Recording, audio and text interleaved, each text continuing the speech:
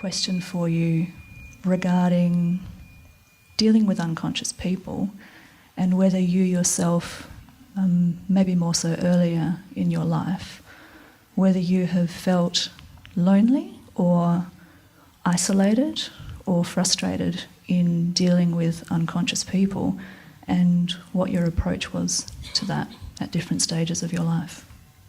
Right, yes. Thank you.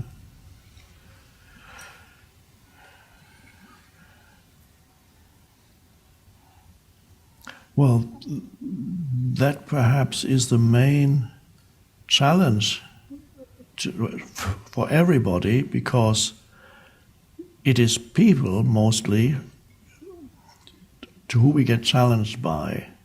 Other sources of challenge are, of course, your physical body could present a challenge. There can be financial challenges. But large part of challenges come through humans, because humans are difficult. Many humans are still very much trapped in ego.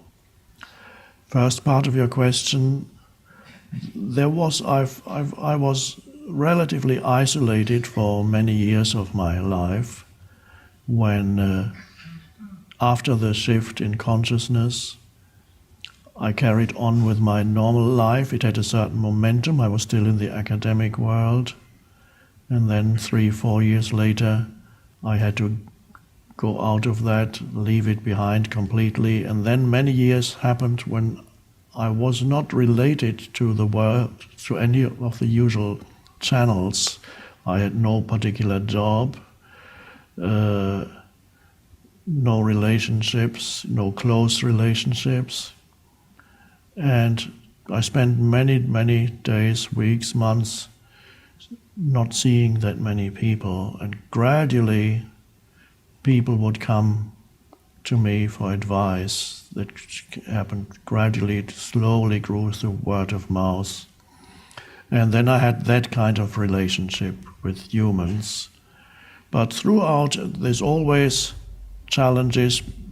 Even if you live in relative isolation, you will come into contact with humans that are unconscious. So I think you need to welcome that, because it's those challenges force you to become more present. You remember I talked about the other day, if you want to make the body stronger, you do exercise, you do physical exercise. And what is physical exercise? It's making life difficult for the body.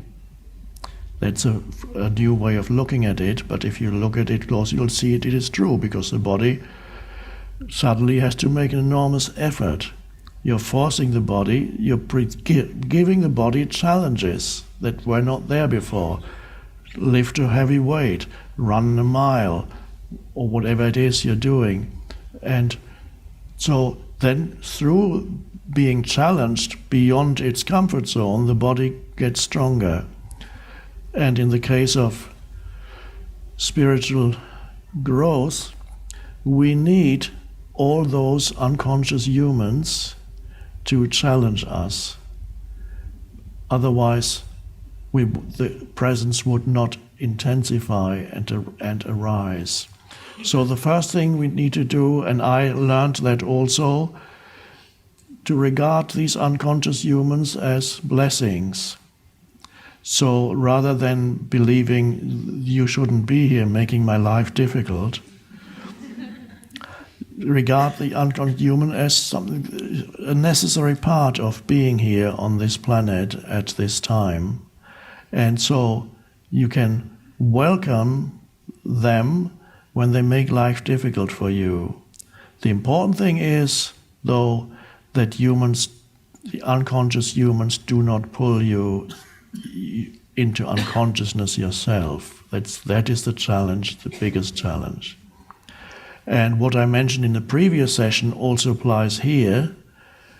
When you are being challenged by situations, or people, up to a certain point of human development, the moment a situation gets challenging or you meet a challenging person, you become reactive and become more unconscious than you were before you were challenged. So you meet an angry person, you get angry yourself. You meet a confrontational person and you become even more confrontational, you're fighting. Then a certain thing happens, you reach that level where beyond which the challenges make you more conscious.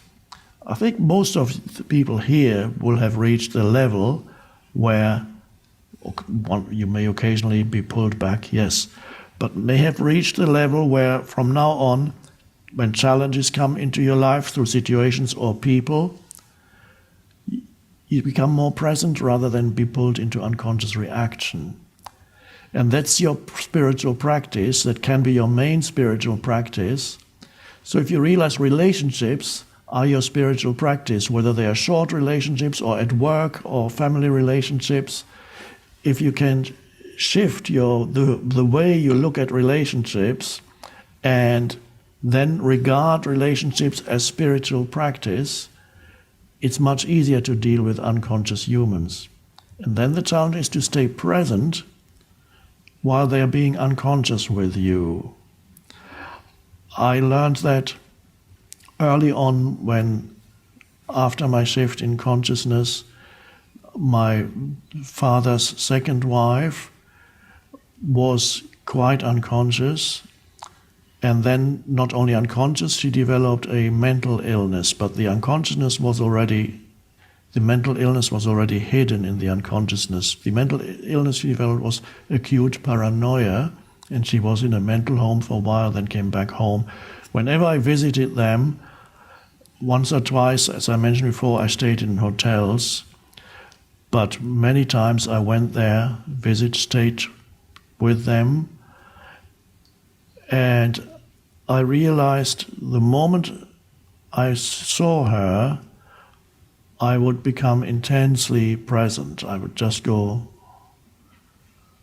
and then she would start talking to me. Usually the stories would start with talking about her enemies, the people who were waiting down in the street and who would follow her, people she would see in shops. And according to those stories, there must be at least 100 or 200 people whose main occupation is to follow her and make her life difficult. But that was the story, so I had to listen. The moment I arrived, she would tell me the latest events of what happened to all these people who were following her and doing things to sabotage her life, all fictitious. And